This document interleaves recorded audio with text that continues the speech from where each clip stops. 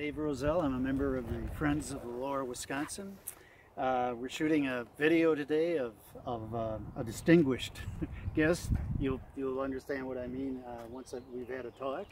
And on the camera is Tim Zum, who's president of the Friends of the Lower Wisconsin, or FLOW as it's known. So, as I said, our guest today is Fred Madison.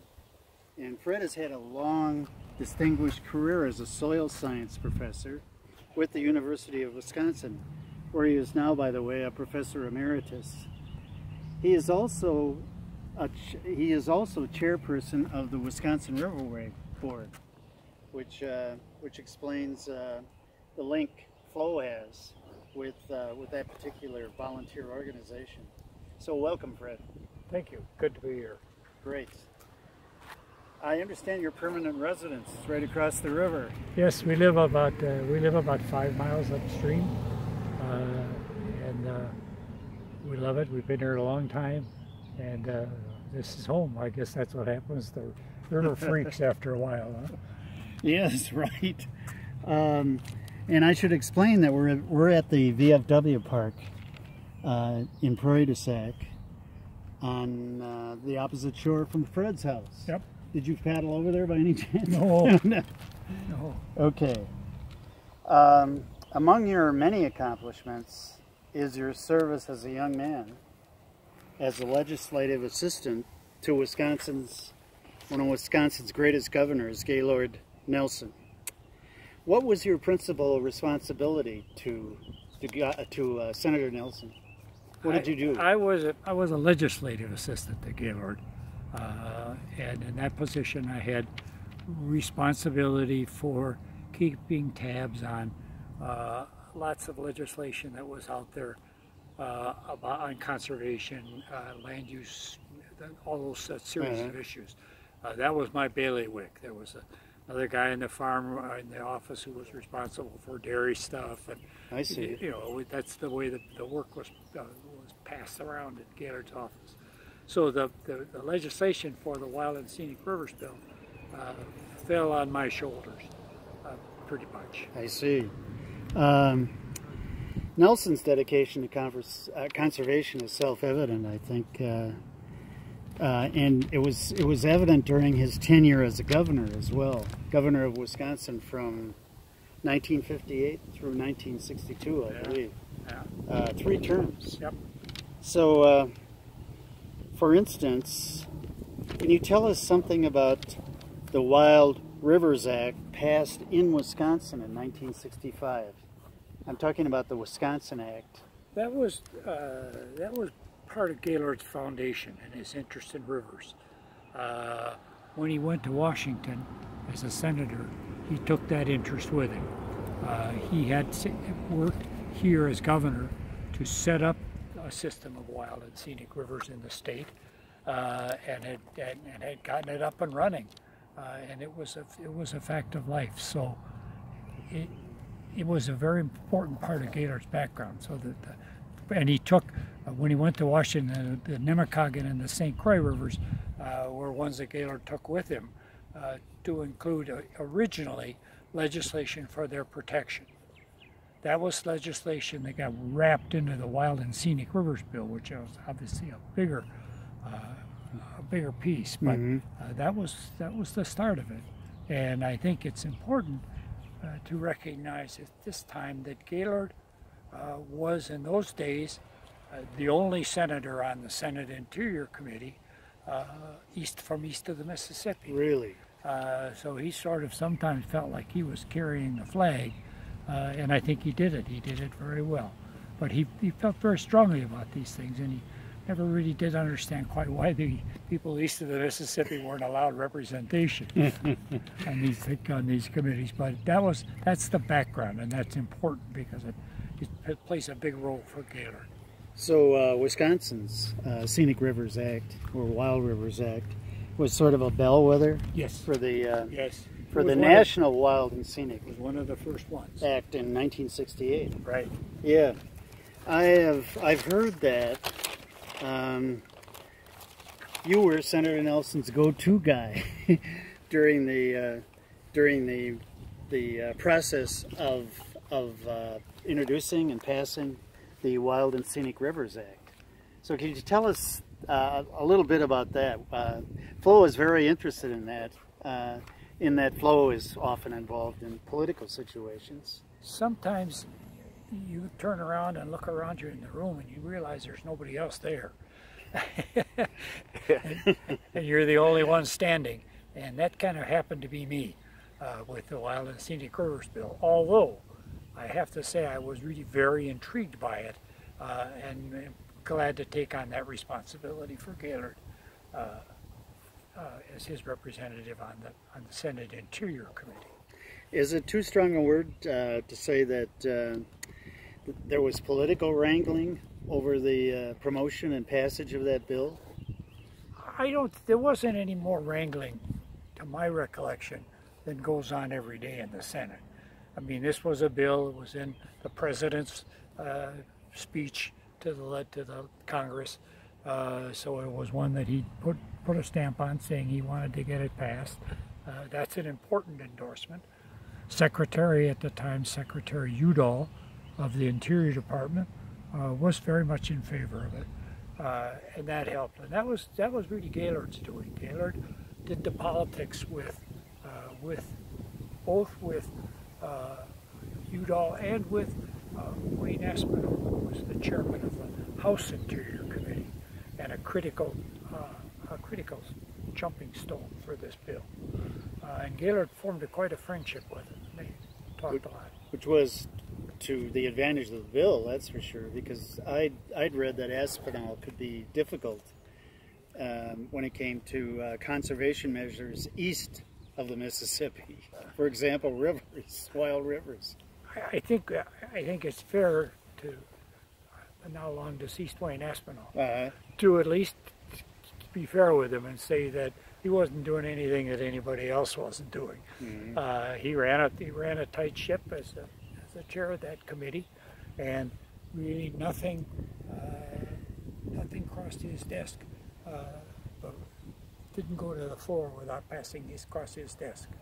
So he ran a tight ship, and his interest was in dams. Mm-hmm. He built a lot of dams on the Colorado River. In fact, yeah, he was from Colorado. Yeah, in fact, he built most of them. Mm-hmm.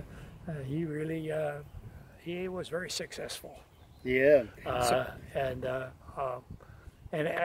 think it's fair to say he probably wasn't a really strong friend of conservation in those days. He was a sort of one of those, okay, I'll support it kind of guys. But I think Gaylord played that with him a lot, and he became, by the time he got to this bill, he was very interested in it. That's great. Did you have much to do with Congressman Aspinall? And if so, what did you do? How did you manage to get past this guy? You didn't get past him. You worked with him. No, he was an interesting guy, but he was an elected official. And in my book in those days, that was fair game for the elected official from the other house, and that would have been Senator Nelson. Mm-hmm. So I encouraged his relationship with Wayne Aspinall, and provided him information for their meetings and all that kind of stuff, standard staff stuff. Mm-hmm. But I saw to it that as best I could, that he did the politics with Wayne. Yes. That was his job, not mine. What was your job then? Did you actually write the bill or prepare a draft of it, or the bill that was sent up, that Johnson sent up to the Senate and the House, was drafted in the Interior Department. I see. So it was a sort of a big catch-all bill, and that is, I think, is what led to kind of a stumbling block initially for us, in that Nelson came into my office one day and said, Wayne Aspinall told me there are no wild rivers east of the Mississippi. Yes. And in talk those days, that was the final word. And if you were on the other side, you had to figure out some way to work within that framework. So all of a sudden the handwriting was on the wall, and we knew that we needed to do what Aspinall was saying. We had to find some way around that. I happened to stumble on, of course, reading a magazine one day in the office, an outdoor magazine. I stumbled on a classification that had been, river classification, that had been proposed by the Craighead brothers in Montana. Yeah, and boy, it was just what we were looking for. It was exactly what we wanted. So I put it on a piece of paper, said to Gaylord, we need to meet and talk and let's see what we can do. And I met with him and pointed out to him that this was a very interesting solution to this problem of wild rivers east of the Mississippi, because it basically left recreational and scenic as options in the river designation process. Mm-hmm. So we didn't all have to have wild rivers. Yes. And that was very important. So I gave that news to Gaylord, and he said, wow, that's interesting. Why don't you write it up? Which is sort of a typical response. But I did, and I sort of rewrote the whole bill. But I stuck in the classification system. It's basically still there today, pretty much, as it was, into the bill. Yeah. And we took it on, and I don't know, the rest is history, I guess, is the way to say it, because the bill passed the Senate and the House and went to the floor and was passed again and ended up being signed into law. Yes. And I think that that classification system was a big help to overcome those problems that Wayne Aspinall had with legislation. And you'd introduced that classification system into the bill you prepared. Right. It certainly has to be one of your proudest accomplishments. Indeed. Yeah. Indeed. Yes. I get very puffed up about it. When good. Yeah. Well, it's particularly as I look at, and I have a limited vision, but I look at what the river's concept is today, and it's literally hundreds of rivers in this country are part of the national system. It's a huge success. Gaylord would have been incredibly pleased and proud of this outcome to his legislation. I think I read 156 rivers. Oh, it's more than protected. Is it more than that? It's more than that. It's between 400 and 500. Wow. So it's huge. Yeah. And it's and growing all the time.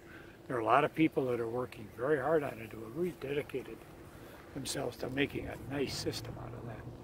A nice national system. Yeah. Oh, Gaylord wouldn't have believed it. If I'd walked into his office, told him there were 500 rivers in the system, he'd have thrown me out.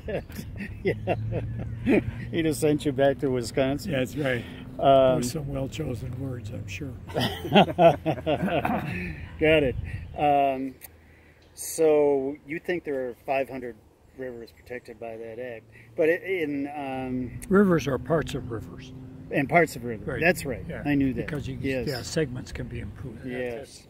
But no, I heard that figure from one of the national people. It was between 400 and 500. And I take it you were present when Johnson signed that legislation. Is that right? One of the treasures of my couple of years of legislative experience, quite frankly, is a picture of Fred shaking hands with Lyndon Johnson at the signing of the Wild and Scenic Rivers Bill. I felt very good about that. Yeah, we all know who Fred is. Yeah, now. That was a good Congratulations. day. That was a good day for Fred. Yeah, great. If you don't mind, I'd like to jump ahead a couple of decades, because we are sitting on the shore of the Wisconsin River. And in 1989, Wisconsin, the state of Wisconsin, passed the Lower Wisconsin State Riverway and Riverway Board legislation. Board, yes. Yeah. And were you involved in any of that? No, I was not. My involvement has come later. I've followed it since then. But no, I joined the Riverway Board about 10 years ago because I heard there was an opening, and I'd met Mark Cupp, and he gave me a call and he said, "Hey, how'd you like to get on the Riverway Board? Could I nominate you?" And I said, "Well, sure, go ahead. See what happens."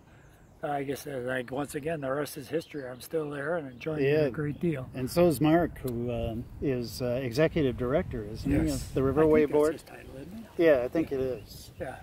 And as I understand it, you are now the chairman of the Riverway Board. I'm the Is that chairman correct? of the board. Yes. I Yes. see. Yeah. With Mark at my left hand, trust me. Yeah. Well, you know, it hit me as I was preparing for the interview that the dimensions of the Lower Wisconsin Riverway are immense. Oh yeah. That it runs from this spot where we are, the dam at Prairie du Sac, all the way down to the mouth of the Mississippi, which is over 90 miles. 93 miles. Yep. And then along the way, 45,000 acres are protected, as I read it. So the dimensions are gigantic. Yeah, that's just one riverway here in Wisconsin. That's our experience is being repeated in a lot of places, which great. was the purpose of the bill. Yes. Was to get small communities, states, counties, whoever wanted to get in the game with gusto to work with them. Cameraman breaks the rules. It's over 80,000 acres protected within the riverway boundaries, and 45,000 or so is public land. Ah, thank you, Tim. You not only do good camera work, you're not afraid to correct statistics. No, you should. I didn't catch that either. Yeah. Yeah, that's good. Yeah, very good. Oh, well, Fred, how do you see the Riverway Board's responsibility? What is its purpose? I'm incredibly impressed by the Riverway Board. I see us doing something that, quite frankly, I don't think we could do today. And that is that we regulate an awful lot of behaviors on this stretch of the river. People have to come to us to talk about painting their house, about all kinds of things they may want to do, set back from the river, all that kind of stuff. And we have a yes/no power at the Riverway Board. We can say no, and we've done it on occasions. And heaven knows not everybody's always happy, but we have a responsibility to preserve and protect this river for use by the citizens of the state of Wisconsin, and that's what we're doing. And it's a big job. It's a huge stretch of river, but I think, as I look at it, I don't know, you guys are involved in it. As I look at it, I think the Riverway Board's successful. There were some rocky days in those early days. Mark Cup can attest to some nasty things that happened in the early days when the opposition was a little friskier than they are today, and there were some hard times. I was not around for those, fortunately. My time on the board has been all positive. It remains that way, which is really neat, and I'm just I'm pleased as punch to see the way that the Riverway Board operates today. Yes. I mean, there's no yelling and screaming anymore, and we have a very good working relationship with the folks that live in the river. People have an understanding of what they got to do. They've got to come see us. They've got to talk to us. And we may tell them some things they don't want to hear, but I think for the most part they've bought into the idea of what we're trying to do. Yes. And are supporting us. So we don't. I just don't see that hostility anymore. I see people who may not be happy with what we have to tell them, but we're going to give them straight stuff about what they can do along the river and what they can't do. Well, like I say, what color the house may be, how close to the river they can be, reflections from the windows, all of that kind of stuff. That's important to protect the view from the river. Yes. Which is the critical thing. And that's always been, since the beginning of this, that's been the intriguing part of it for me. It's the concept of a linear recreation area, as opposed to the national park setting, for example. In the early days, we had some opposition from the Park Service about these things.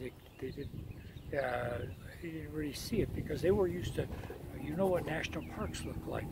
They tend to be a place where you drive in, drive around in a circle, and drive out where you drove in. This was different. You started at one end and you drove to the other end. Yes. And you had to figure out how to get the two together to make it work for you. But it was a whole new concept in recreation, and it really, as I look at the figures, and I'm in the process now of reading some of the stuff that's been done in recent years, people have embraced this concept. They have. Now, 20 years, we're talking about almost 20 years. Yeah, but they've embraced this concept now, and it's really working. I think very successfully. Yeah, and that's to the credit, quite frankly, to the credit of the Mark Cups of the world, and their commitment to it, and they're willing to fight for it. well, and that concept is also a tribute to the the Freds of the world, Fred Madisons of the world. Unfortunately, there are enough of us to do it. Yeah. It doesn't have to be just Fred. Well, I'm so pleased that you were able to take the time to join us today, and especially on the shores of the river. And God, what a beautiful day, huh? yes, it is, and with almost eyesight of the place where you live. So thanks very much. We've been talking. Well, can the cameraman ask, Fred? Yeah, sure. Did you ever have the pleasure of paddling with Gaylord, and especially on the lower Wisconsin River? Not on the lower Wisconsin. I took a trip with him on the Menominee River with Secretary Udall. We took rafts down the Menominee, which was the other river included in the national system. We took a trip down there, and then one other time I made a short run with him in a river somewhere. Yeah, great. I must say I've never met anyone who went paddling with Gaylord Nelson. It must have been a pleasure. So thanks again for joining us today, It's my pleasure. Yeah, and my congratulations on your career. And I hope I haven't overstated my value in all this, but you have not. My guess is you've understated it. So thanks very much for understating. You're welcome. It's been, Yeah. it's a fun visit. Thanks. To have. Yeah, I had fun too. Thank you, gentlemen. I'm going to just pan around this beautiful area that Fred has been describing the history of to us. The Highway 60 bridge is in the distance there. This is influence of the Lower Wisconsin State Riverway Board just for the coloration of the bridge, even the sand color, to make it as much as a bridge can be made to blend in with a river. It really helps. And there you see bluffs in the distance. There are all along the 92 miles are the hills, the bluffs, and the valleys, and here's where it all begins, right below the Prairie du Sac Dam. Above that is Lake Wisconsin, formed by the dam. But from below that dam, about 92 and a half, 93, depends on how many times you get in the wrong back channel, all the way to the Mississippi River. So that's all for today. Thanks again, gentlemen.